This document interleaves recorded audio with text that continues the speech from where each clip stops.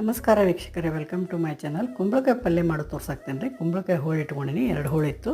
ಒಂದು 4 ಸ್ಪೂನ್ ಎಣ್ಣೆ, ಜೀರಿಗೆ, ಸಾಸಿವೆ, ಎಳ್ಳ, ಕರಿಬೇವು, ಬೆಳ್ಳುಳ್ಳಿ, ಉಳ್ಳಾಗಡ್ಡಿ ಎಲ್ಲ ಹಾಕಿ ಉಳ್ಳಾಗಡ್ಡಿದೆಲ್ಲ ಫ್ರೈ ಆದಮೇಲೆ ಕುಂಬಳಕಾಯಿ ಹೆಚ್ಚಿಟ್ಕೊಂಡಿನಿ. ಇದ್ರ ಜೊತೆಗೇನೆ ಚಲೋ ತಂಗಿ ಹುರಿಬೇಕು ರೀ. ಎಷ್ಟು ನಾವು ಹುರಿತೀವಲ್ಲ ಬಾಜಿ ಅಷ್ಟು ಟೇಸ್ಟ್ ಆಗ್ತೈತಿ ಕುಂಬಳಕಾಯಿ ಪಲ್ಯ. ನೋಡಿರಿ, ಇದು ಸ್ವಲ್ಪ ಒಂದು 2 ನಿಮಿಷ ಮುಚ್ಚಬೇಕು. ಸ್ವಲ್ಪ ಬೇಯಬೇಕು ರೀ, ಚಲೋ ತಂಗಿ ಹುರಿಬೇಕದ. ಆಮೇಲೆ ಸ್ವಲ್ಪ ರುಚಿಗೆ ತಕ್ಕಷ್ಟು ಉಪ್ಪು ಹಾಕಬೇಕು. ಟೊಮೆಟೊ, ಗುರೆಳ್ಳು ಪುಡಿ, ಶೇಂಗಾ ಪುಡಿ ಒಂದಿಷ್ಟು ಹಾಕೀನಿ.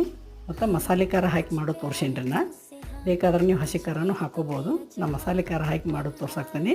ಚಲೋ ಆಗ್ತೈತೆ ರೀ. ಇದು ಸ್ವಲ್ಪ ಬೆಲ್ಲ ಹಾಕಬೇಕು. ಹಾಕಿ ಒಂದು ಸ್ವಲ್ಪ ನೀರು ಹಾಕಿ ಒಂದು 2 ನಿಮಿಷ ಕುದಿಸ್ಬೇಕು ರೀ. ಕುದ್ದಾದ್ಮೇಲೆ ಅದಕ್ಕೆ ಸ್ವಲ್ಪ ಹಸಿ ಕೊಬ್ಬರಿ ಮತ್ತು ಕೊತ್ತಂಬರಿ ಎಲ್ಲ ಹಾಕಿ ಇಳಿಸ್ಬಿಡೋದ್ರಿ. ಭಾಳ ಚಲೋ ಆಗ್ತೈತೆ ರೀ. Thank you for watching. ಧನ್ಯವಾದಗಳು.